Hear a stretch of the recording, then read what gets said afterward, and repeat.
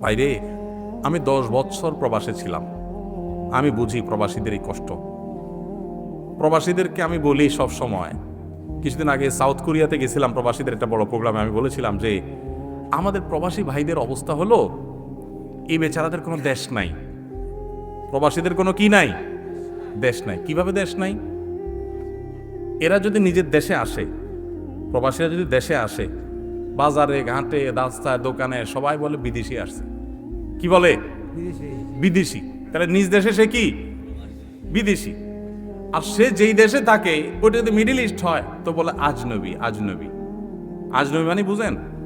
আজনবী মানে অচেনা, অজানা, অপরিচিত, মানে এর চিনি না, মানে এটা আমাদের দেশের না, মানে বিদেশি, সোজা কথা।